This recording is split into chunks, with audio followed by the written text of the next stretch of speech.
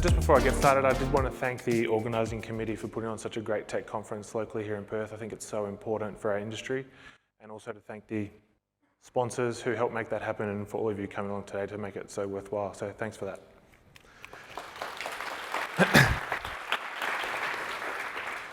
So I wanted to run a scenario by you.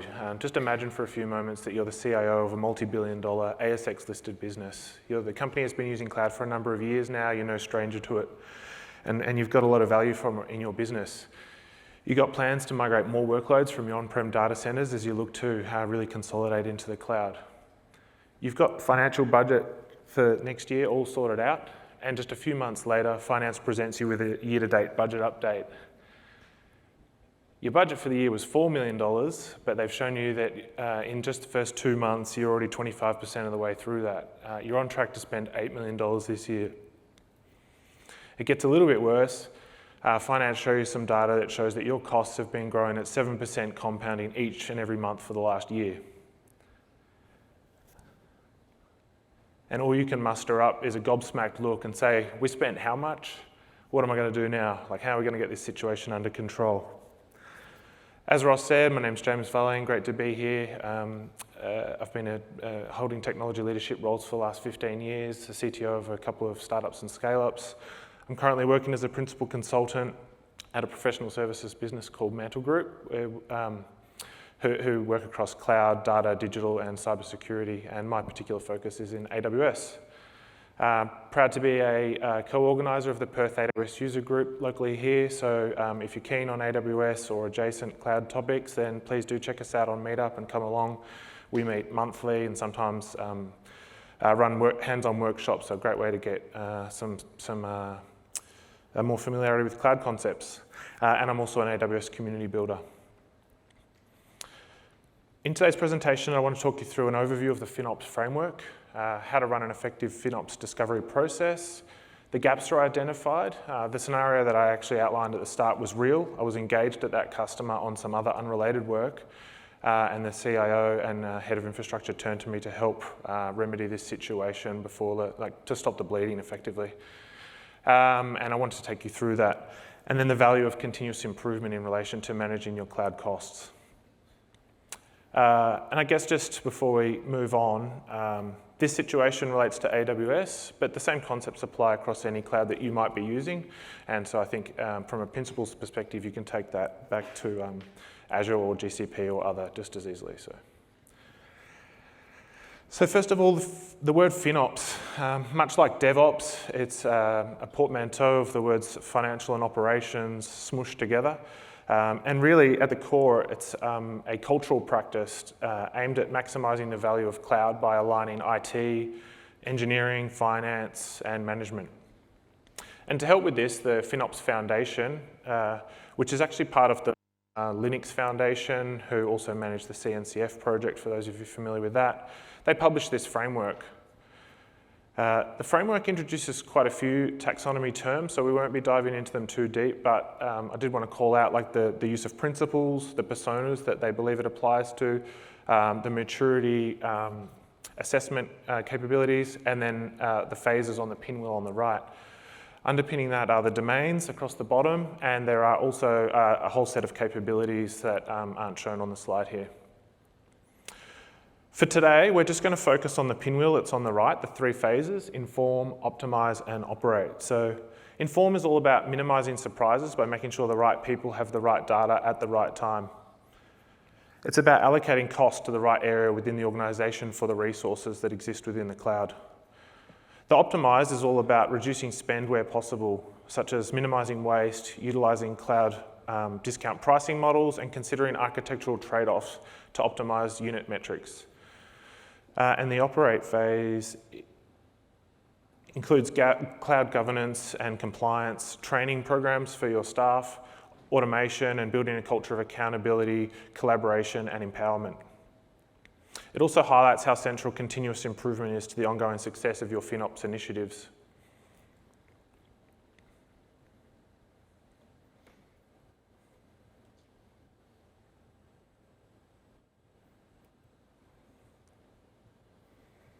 So why is this important, you might ask? I think cloud cost management is quite different to traditional IT with 5-year refresh cycles. But even if you've been in cloud for a long time, most of your environments and workloads aren't static. They're changing all the time. And so the costs are moving with that. I don't think you would get 2 consecutive bills that look identical. And sometimes those changes can actually fluctuate quite a lot. And so a new way of thinking needs to exist around how you manage the costs associated with that. And then secondly, given the current economic climate, which I think we've heard a few mentions of here today, organisations are more cost sensitive at the moment and looking to stretch every dollar further and also to eliminate unnecessary costs. Keeping costs relating to cloud under control helps the organisation maximise the value and the efficiency of cloud and remain more competitive. And I think we all want that for the companies that we work for. And then lastly, if your organisation needs to level up their approach to FinOps, then having a level of familiarity with the framework and issues that other organisations have faced will help you progress faster and help you be the superhero for FinOps that your organisation needs. So in terms of the discovery process that I started by running, as I said, I hadn't really been engaged in this area of the business before, working on something else. And so I really wanted to understand the lay of the land, like what was actually going on here that had contributed to this cost blowout. And the first thing was just to start talking to people. So identifying the relevant teams and stakeholders within the business, having group conversations, one-on-one conversations, to work out what were the processes and procedures and expectations that had been set within this business about how they were to manage costs. Secondly, looking at their cloud spend data. This was a reasonable sized kind of AWS portfolio, about 100 AWS accounts. I didn't have time to look at each one individually, but one approach that I used was by looking at broad stroke costs over a longer period of time, but then drilling into more detailed cost views over the last 3 months, and then using things like 80-20 rule or Pareto analysis. So 20% of the accounts are incurring 80% of the costs. 20% of the AWS services are contributing 80% of the costs. So let's focus on those areas that are actually going to move the needle. Third, let's have a look at some of the cloud configuration that exists within the environment and understand if there's anything that looks a bit out of place or out of whack, and have a look at some of the reports that can be generated from the cloud native tooling. And then lastly, the financial reporting process that they did have in process. Clearly there were some gaps if they're getting caught blindsided by the situation that I outlined at the top of the presentation. So we move into the pinwheel. So it's going to walk through the 3 different phases and then highlight some of the gaps that are identified in this organisation.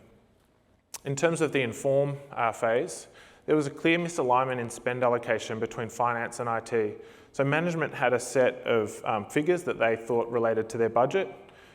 Workload owners were getting some sense of report during the month, but the two were inconsistent. And then how finance was actually processing chargebacks to these departments was actually using a separate set of logic. And so the numbers weren't consistent through the whole process, and that's a big gap.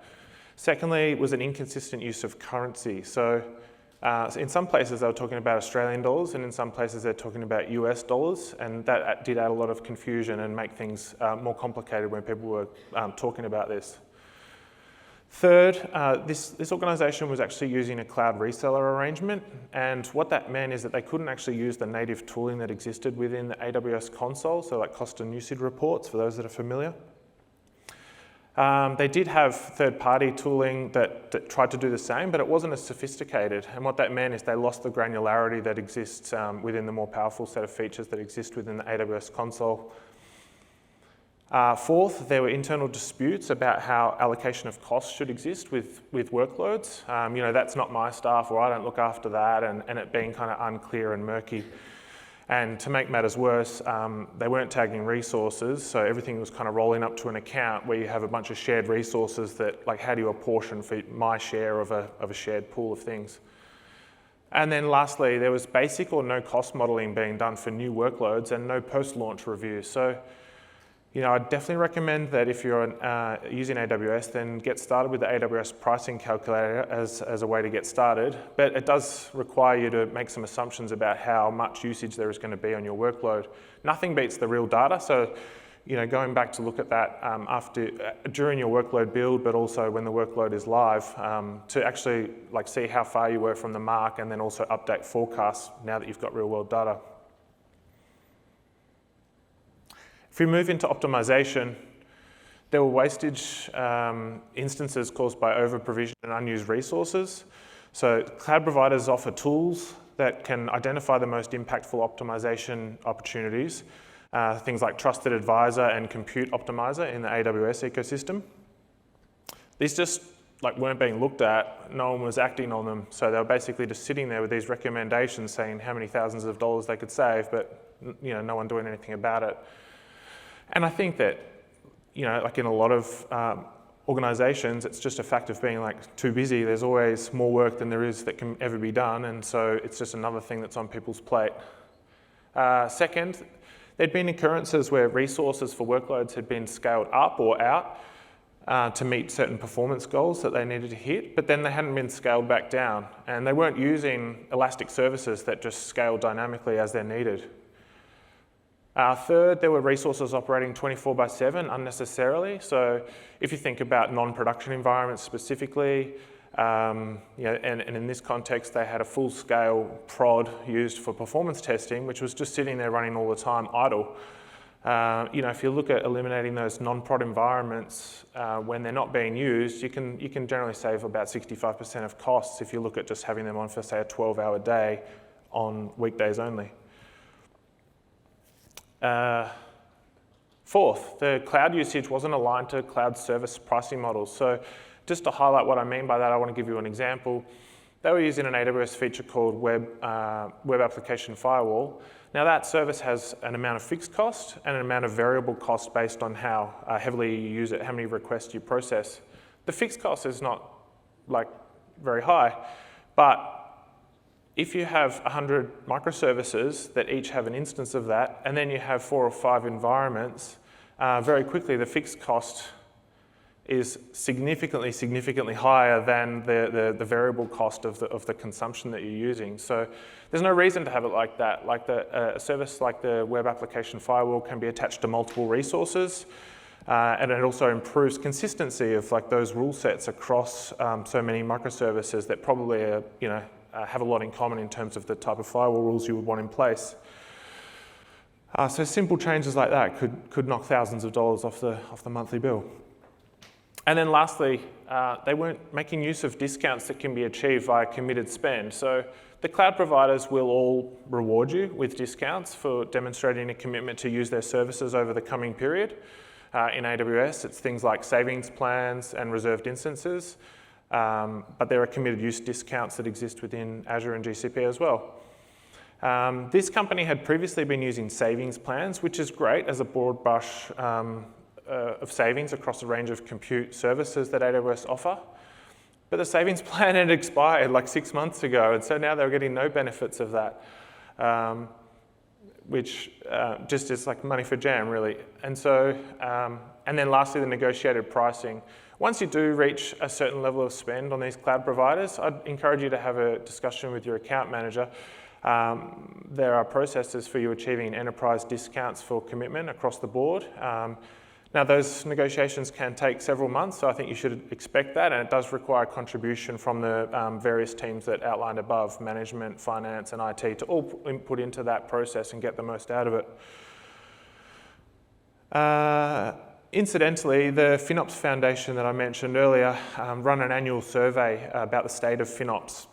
And they've been running that for 5 years, and the most recent results were just published. And what it showed was that items 1, reducing wastage, and item 5, achieving committed spend discounts, they are the 2 highest priorities amongst all the respondents this year for the first time ever. And I think that also signals a bit of a shift in the economic environment as well.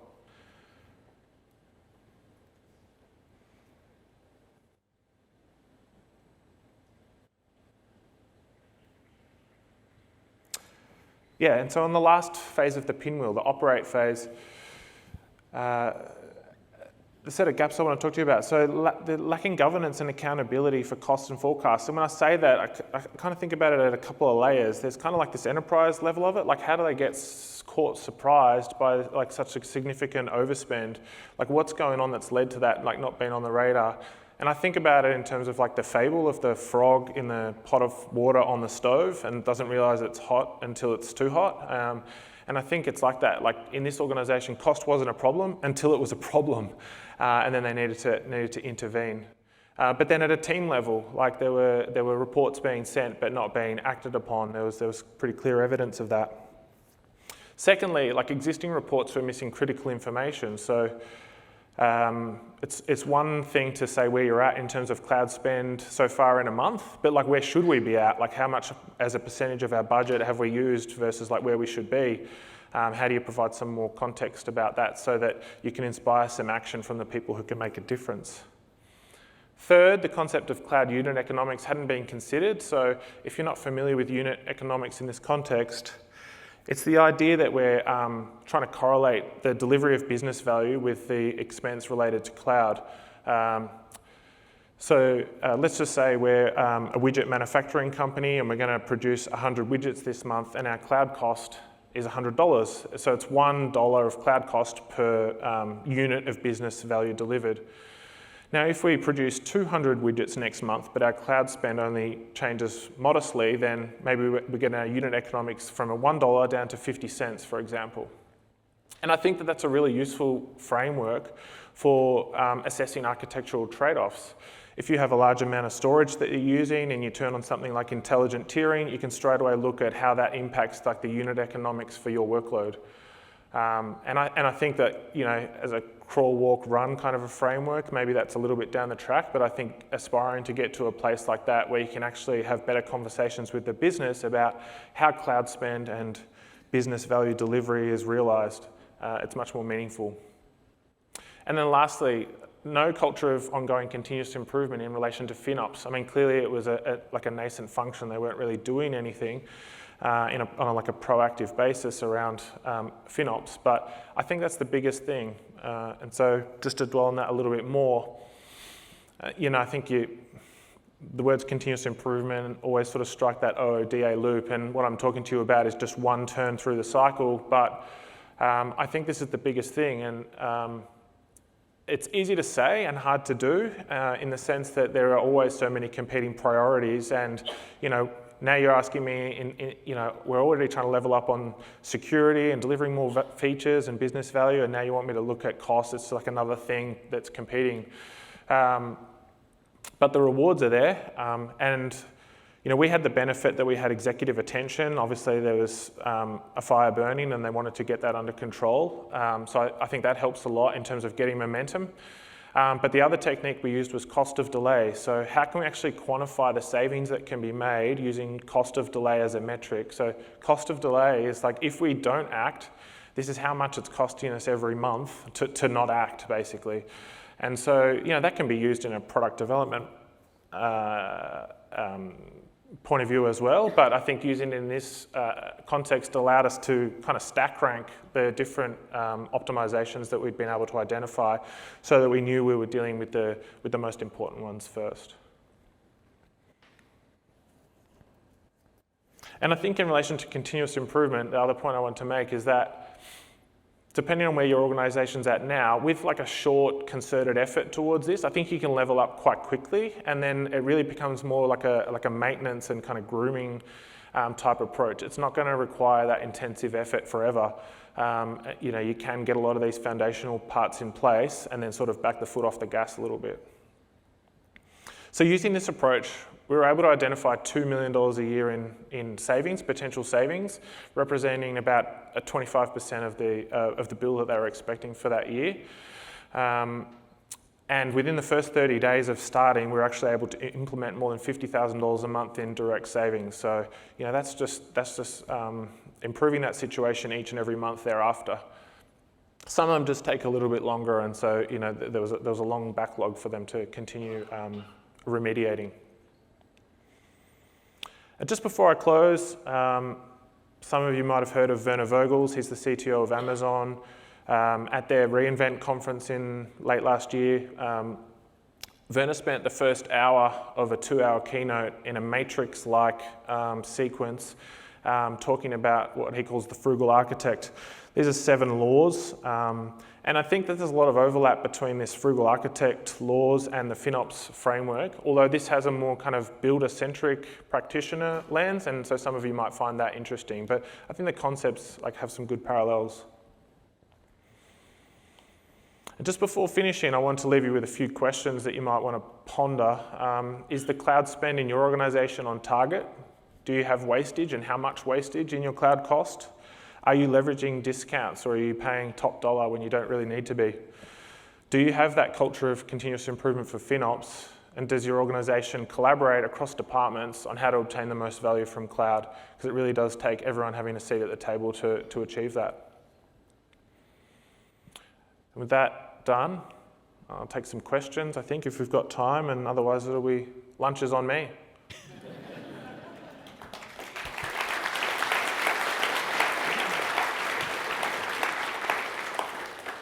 If anybody does have questions, please raise your hand. I'm sure we can take 1 or 2 quickly. Anyone? Yep, hang on. Mac, what do you got for me? So listen to this, it just feels like 2 things on my hand in. It just feels like it's additional hat on top of, say, we have DevOps, and then later on we have DevSecOps, and now it feels like, okay, DevSecFinOps, so to speak, because wearing a lot of hats. And when you say that it will require multiple interest group or business unit to actually recognize the need for actually paying attention to operation and the costs in order to realize it. Do you think this also, how can I say, have to be a change in companies' operations and thinking in order to achieve this? Like the culture and such. Yeah, well, it is a culture. It is trying to instill a cultural evolution in how you think about this, and I definitely think that is part of the goal, and that cost should be a concern all the way down to to the people who are making the decisions and the people who are implementing these things. Yeah, maybe it's worth drawing attention to, for those using AWS, the well-architected framework has had a cost optimization pillar since the very start. And I think that that's reflective of how AWS particularly view it. And I think that when we're building things, we should be contemplating the cost. And I think that it doesn't stop there. Obviously, it affects management and finance. And I think it requires that kind of cut through to actually be effective. Does that help? Yes, but also how to actually bring about such a mindset, though, because sometimes depends on some workplace. I do recognize that it is very hard to change that or introduce such a mindset. Yeah, I think perhaps one way of looking at it is to start with potentially an existing IT governance forum that might exist, and then start to have the conversation about how cost should be introduced as a concern within the IT governance that you might already be doing.